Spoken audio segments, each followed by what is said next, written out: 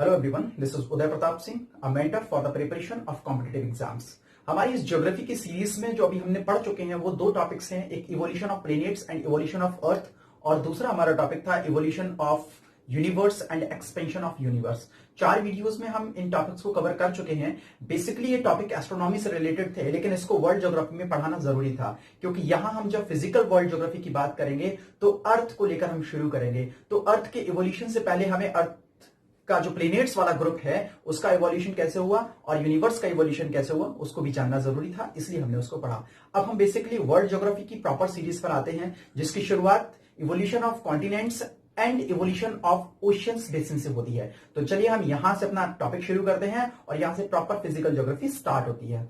देखिए, जो evolution of oceans and continents है या origin of continents and oceans है, इसमें हम बात करेंगे कि जो पृथ्वी का निर्माण हो गया तो इस पर कौन कौन सी आकृतियां सबसे पहली बनी। देखिए, पृथ्वी पर निर्मित होने वाली आकृतियों को 3 अलग अलग भागों में बांटा गया है। सबसे पहले नंबर पर जो आकृतियां बनी उनको बोला गया फर्स्ट ऑर्डर रिलीफ, यानी कि प्रथम श्रेणी के उच्चावच। उसके बाद जो सेकंड नंबर पर आकृतियां बनी उनको बोला गया द्वितीय श्रेणी के उच्चावच, यानी कि सेकंड ऑर्डर रिलीफ। और जो तीसरे नंबर पर आकृतियां बनी उनको बोला गया थर्ड ऑर्डर रिलीफ, यानी कि तृतीय श्रेणी के उच्चावच। ये उच्चावच क्या होते हैं? एक्चुअली पृथ्वी के निर्मित हो जाने के बाद जिन आकृतियों का निर्माण हुआ उनको बोला गया रिलीफ। रिलीफ क्या होते हैं? रिलीफ कुछ ऊंचे नीचे भाग होते हैं जो कि पृथ्वी पर स्थित है, जिनमें कि सबसे पहले बने हमारे महाद्वीप और महासागर, दूसरे श्रेणी के उच्चावचों में बनकर आए पर्वत, पठार, मैदान और झीलें, और तीसरे श्रेणी के उच्चावचों में बनकर आई नदियां, भूमिगत जल, पवने और अन्य आकृतियां जो कि पवनों और जल के घर्षण से बनकर आई। तो इस तरह से हम शुरुआत करते हैं सबसे पहले प्रथम श्रेणी के उच्चावच से। प्रथम श्रेणी के उच्चावचों में महाद्वीप और महासागरों की उत्पत्ति को हम पढ़ेंगे। देखिए, जिस तरह से हमने अर्थ और प्लेनेट्स के इवोल्यूशन के टाइम पर यह जाना कि अलग अलग वैज्ञानिकों ने अपनी अलग अलग परिकल्पना यानी कि हाइपोथेसिस दी, जिसमें उन्होंने एजम्पशंस को लेकर यह डिसाइड किया कि क्या स्थितियां रही होंगी जिनकी वजह से इन ग्रहों और इस पृथ्वी का निर्माण हुआ। इसी तरह से यहां पर भी महाद्वीपों की उत्पत्ति को लेकर भी अलग अलग वैज्ञानिकों की अपनी अलग अलग हाइपोथेसिस, अलग अलग परिकल्पनाएं हैं, जो उन्होंने अपने स्टडीज के बेसिस पर उनको डिजाइन किया, उनको प्रोपाउंड किया, और आज हमारे पास ज्योग्राफी में वो चीजें अवेलेबल हैं। कुछ परिकल्पनाएं ऐसी हैं जो बहुत स्टार्टिंग में दी गई थी, लेकिन उनके सही बेस ना हो पाने की वजह से या उनको बहुत सारी बातें कॉन्ट्राडिक्ट कर रही थी, इसलिए उनको नहीं माना गया। लेकिन कुछ परिकल्पनाएं ऐसी हैं जिनको बहुत ज्यादा मान्यता दी गई है। तो सबसे पहली चीज कि जो परिकल्पनाएं दी गई हैं उनको 2 भागों में बांटा गया है। कुछ वैज्ञानिकों की परिकल्पनाएं संकुचन के आधार पर हैं, मतलब सिकुड़न के आधार पर है, जिसको कॉन्ट्रैक्शन या श्रिंकिंग थ्योरीज बोलते हैं। और कुछ ऐसे साइंटिस्ट हुए जिन्होंने यह बताया कि पृथ्वी की परिकल्पनाएं सिकुड़न के आधार पर नहीं बल्कि मूवमेंट के आधार पर है, यानी कि संचलन के आधार पर है, जिसको हम ड्रिफ्टिंग भी बोलते हैं या हम डिस्प्लेसमेंट भी बोलते हैं। तो चलिए पहले तो हम एक जनरल इंट्रोडक्शन लेते हैं महाद्वीप और महासागरों का। जैसे कि हेडिंग पड़ी हुई है, आप हेडिंग लगा लीजिए, महाद्वीपों और महासागरों की उत्पत्ति। देखिए, सबसे पहली चीज हमारे पास ये जो अर्थ है, इस अर्थ को 2 भागों में बांटने वाली जो रेखा है उसको बोलते हैं विषुवत रेखा, यानी कि उसको बोलते हैं इक्वेटर।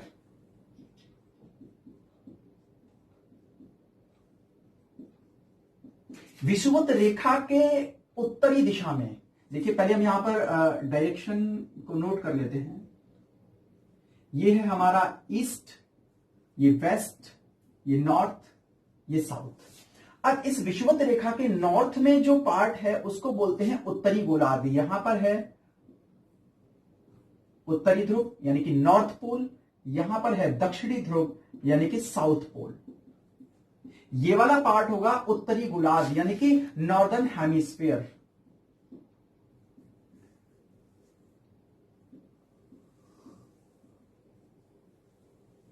और ये वाला पार्ट होगा दक्षिणी गोलार्ध यानी कि सदर्न हेमिस्फीयर। मैं इंग्लिश में बोल देता हूं और हिंदी में लिख देता हूं ताकि आप नोट्स बनाएं।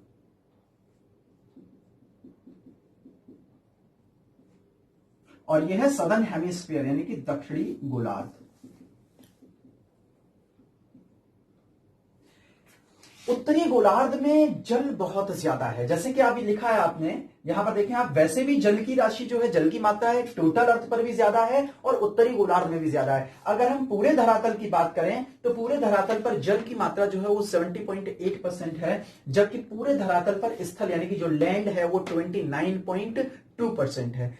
अब यहां पर जो जल है वो जो 70.8% है और जो स्थल है वो 29.2% है, तो स्थल बहुत कम है कंपेयरिंग टू जल। तो यहां पर जो उत्तरी गोलार्ध है उसमें हम स्पेशली बात करें तो उत्तरी गोलार्ध में स्थल ज्यादा है।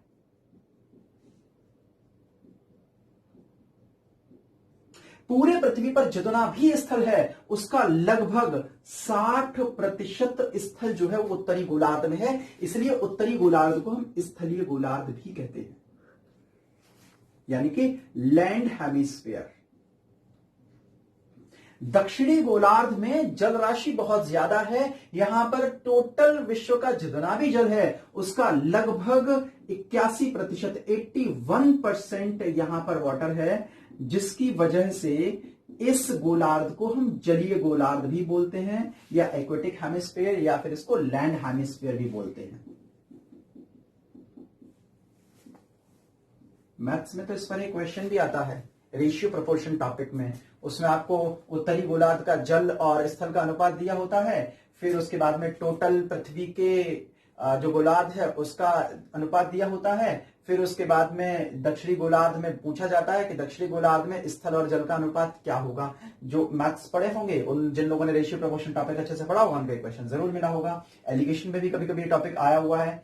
तो चलिए खैर अब हम वापस से आते हैं इस पे कि जब हम इस उत्तरी गोलार्ध और दक्षिणी गोलार्ध की बात करें तो इनका सीक्वेंस ये है कि जो स्थल ज्यादा है तो इसलिए उत्तरी गोलार्ध को स्थलीय गोलार्ध और दक्षिणी गोलार्ध में जल ज्यादा है तो इसको जलीय गोलार्ध बोलते हैं।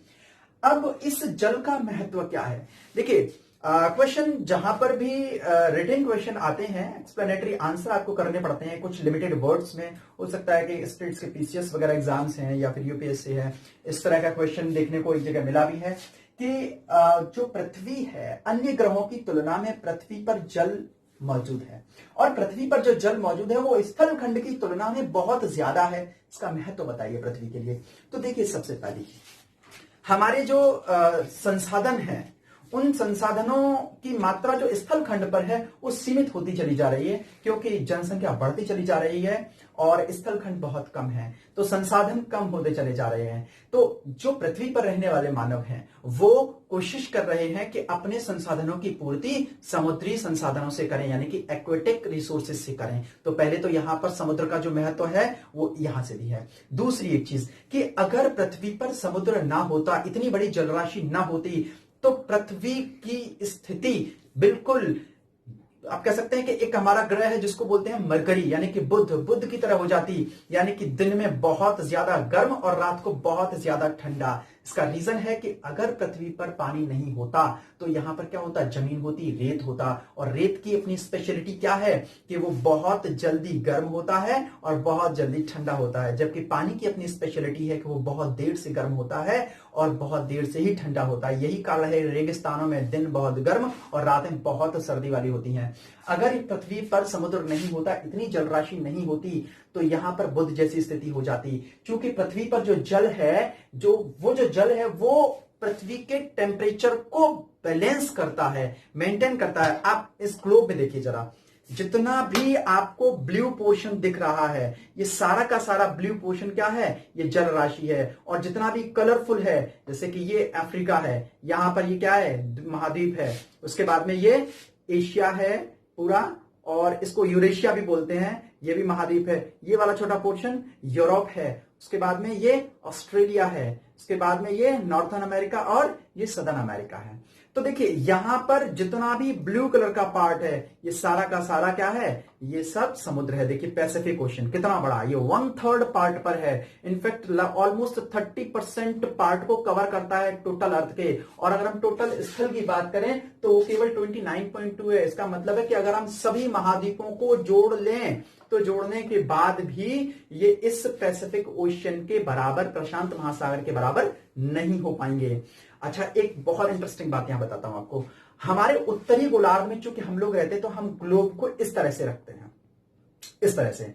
लेकिन अगर हम दक्षिणी गोलार्ध में जाएंगे, जैसे कि हम ऑस्ट्रेलिया जाएंगे या अफ्रीका के इन भागों में जाएंगे या हम दक्षिण अमेरिका वाले पार्ट में जाएंगे, तो वहां पर ग्लोब को इस तरीके से नहीं, बल्कि ग्लोब को इस तरह से रखा जाता है, इस तरह से रखा जाता है, ऑपोजिट।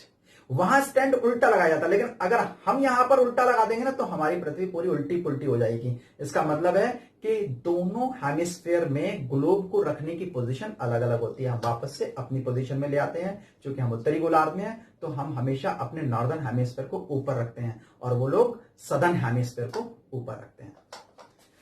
वापस से टॉपिक पे आते हैं।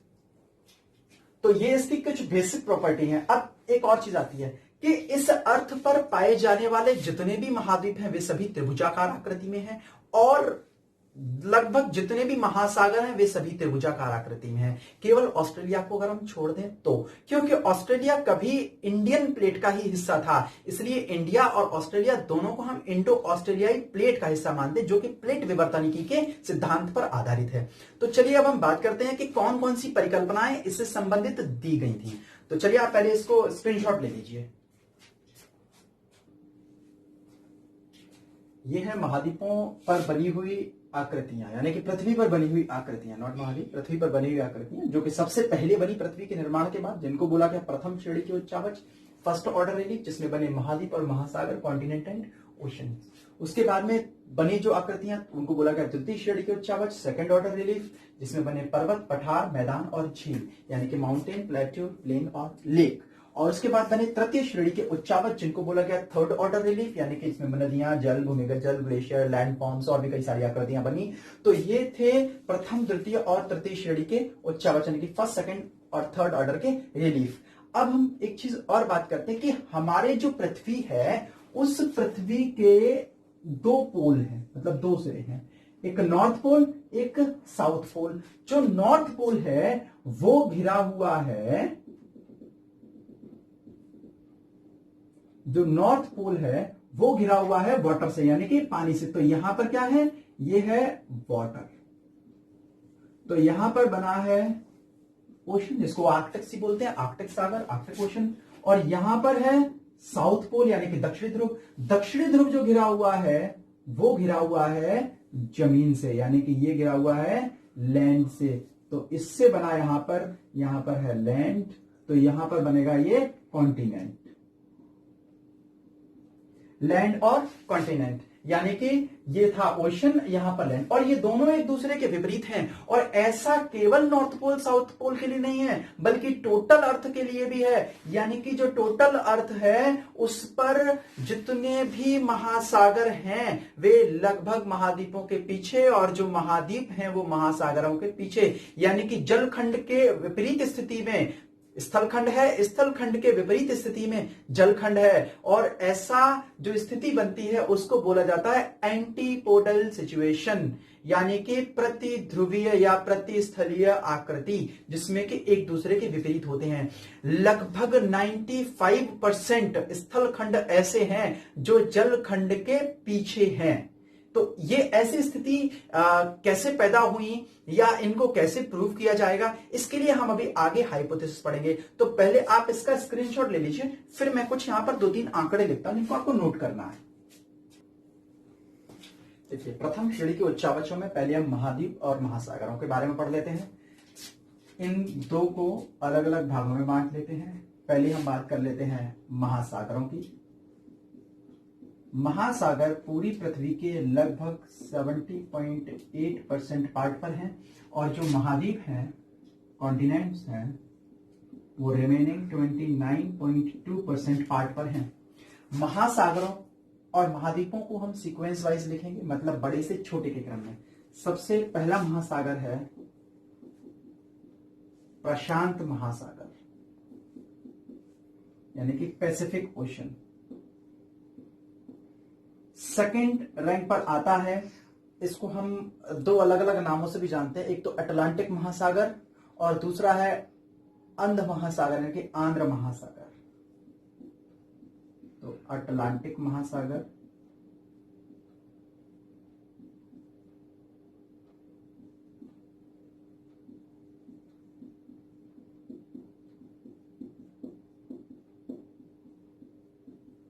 Atlantic ocean. तीसरे पर आता है हमारा हिंद महासागर,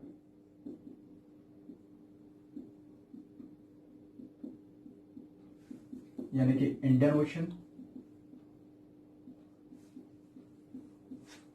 चौथे पर हमारा आता है दक्षिण महासागर या दक्षिण सागर। इसको हम दूसरे शब्दों में अंटार्कटिक सागर भी बोल सकते हैं।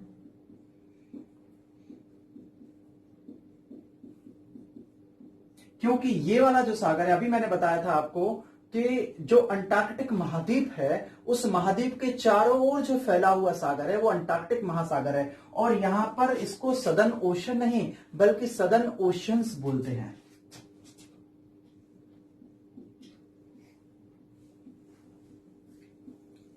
इसको ओशंस प्लूरल क्यों बोला जाता है? क्योंकि दक्षिण सागर या दक्षिण महासागर या अंटार्कटिक सागर जो है वो अपने आप में कोई एक सागर नहीं है, बल्कि ये बहुत सारे सागरों की जल राशि का ही एक मिश्रित रूप है। क्योंकि जितने भी हमारे महासागर हैं, देखिए अभी एक मैंने अगर आकृति बनाई थी वो साफ कर दी है। अगर हम महाद्वीप की बात करें तो महाद्वीपों के जो आधार हैं वो उत्तर की ओर हैं और इनके जो शीर्ष हैं वो दक्षिण की ओर है, यानी कि बेस इनके नॉर्थ में है और इनके जो एपेक्स हैं वो इनके साउथ में है। लेकिन महासागरों के साथ थोड़ा सा उल्टा होता है। महासागरों में क्या होता है कि इनके जो बेस हैं, जो आधार हैं, जो बेस हैं वो दक्षिण की तरफ हैं और जो इनके शीर्ष हैं वो उत्तर की तरफ है और लगभग त्रिभुजाकार हैं। ऑस्ट्रेलिया को अगर हम छोड़ दें सभी महाद्वीप त्रिभुजाकार हैं लगभग, मतलब मैं नहीं कह रहा हूं एग्जैक्टली हैं बट ऑलमोस्ट ट्रायंगुलर शेप में है और महासागरों के साथ भी वही है। तो जो इनका आधार दक्षिण में है और हमारा जो दक्षिणी ध्रुव है वो भी दक्षिण में है। आप इसको देख लीजिए कि जो ये हमारा अंटार्कटिक महाद्वीप है, अब इसके चारों ओर ये जो सागर वाला भाग है, ये सागर वाला भाग ही इसका सदर्न ओशन है। अब देखिए यहां पर ये हिंद महासागर की जल राशि का बेस भी है।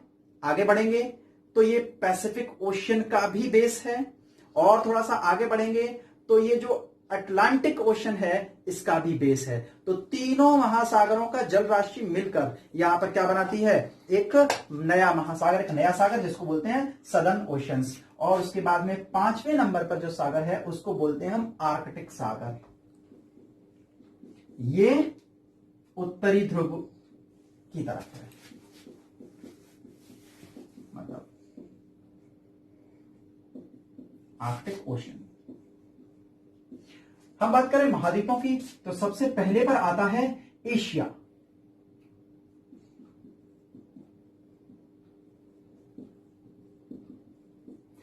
नंबर 2 पर एरिया वाइज आता है अफ्रीका।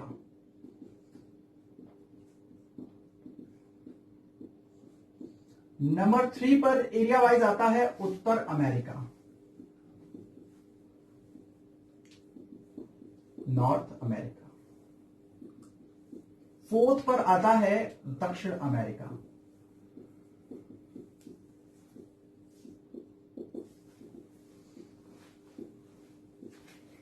5th पर आता है हमारे पास में अंटार्कटिका।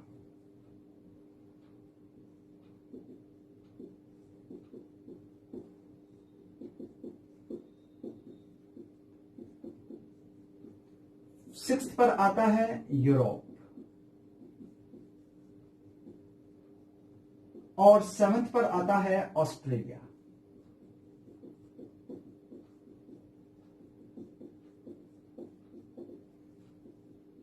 ये इंपॉर्टेंट इसलिए है कि कई सारे एग्जाम्स में, छोटे एग्जाम्स हो बड़े एग्जाम्स हो, उसमें कई बार इनको सीक्वेंस वाइज लिखने के लिए आता है कि प्रशांत महासागर, अटलांटिक या 4 महासागरों के नाम देंगे, बोलेंगे इनको आप बड़े से छोटे के क्रम में या छोटे से बड़े के क्रम में लगाइए, या यहां पर आपको 4 महाद्वीप दे देंगे, बड़े से छोटे के क्रम में या छोटे से बड़े के क्रम में लगाइए। तो बिल्कुल सीक्वेंस वाइज है। सबसे बड़ा एशिया, फिर अफ्रीका, फिर उत्तर अमेरिका, दक्षिण अमेरिका, अंटार्कटिक, यूरोप और ऑस्ट्रेलिया। इसी तरह से सबसे बड़ा महासागर प्रशांत, अटलांटिक, हिंद और उसके बाद दक्षिण सागर और आर्कटिक सागर। आप इसका जरा स्क्रीनशॉट एक बार ले लीजिए। लेकिन मैं एक बात और बता दूं यहां पे कि इन महाद्वीप और महासागरों में देखिए लगभग 44.6% सागर ऐसे हैं जो सागरों के पीछे स्थित हैं, यानी कि 44.6% ऐसा सागरों का पार्ट है जो कि सागर के पीछे सागर है,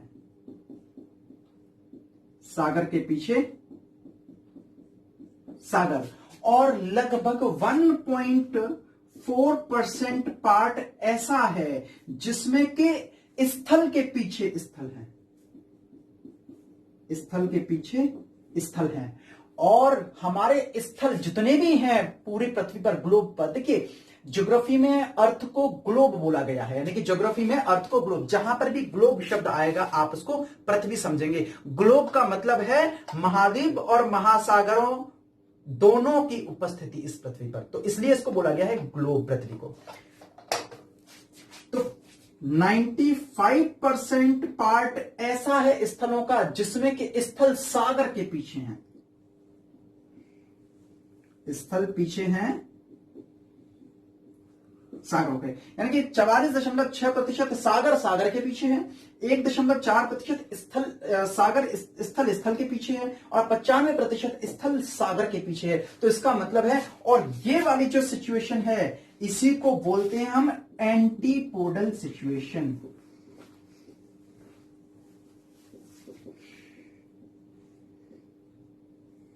प्रतिध्रुवीय स्थिति।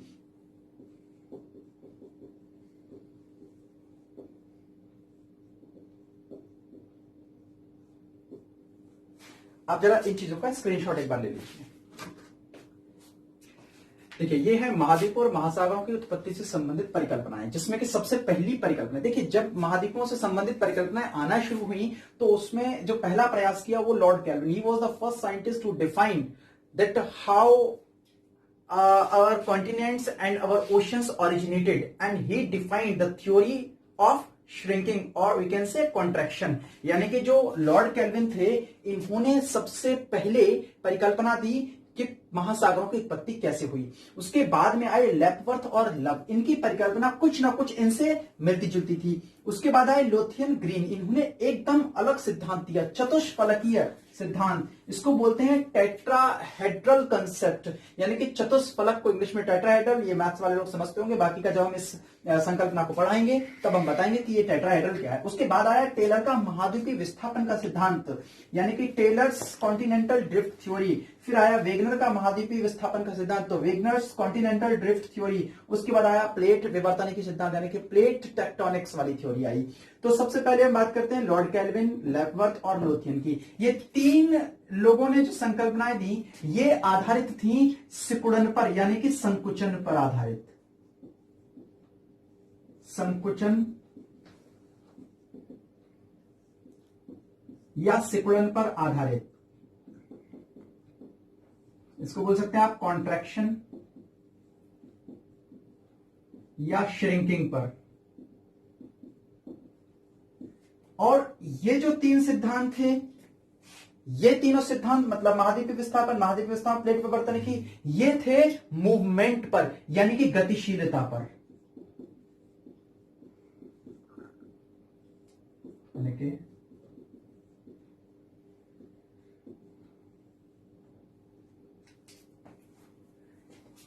तो ये परिकल्पनाएं हम एक एक करके एक एक वीडियो में हम पढ़ेंगे। तो इन परिकल्पनाओं में सबसे पहले हम लॉर्ड कैल्विन की परिकल्पना शुरू करेंगे, जिसको हम अगले वीडियो में आपको देंगे, क्योंकि ये परिकल्पनाएं अपने आप में काफी डेप्थ और काफी अच्छी हैं। तो एक एक वीडियो में हम 6 वीडियो में 6 परिकल्पनाओं को कवर करेंगे। तो आज की बात हम यहां खत्म करते हैं। नेक्स्ट वीडियो आपको बहुत जल्दी ही, आपको कल ही मिलेगा, इनफैक्ट हो सकता है कि आज ही आपको मिल जाए, तो आप वेट करिए उसका और इन बातों का नोट्स बनाइए। चलिए, थैंक यू वेरी मच।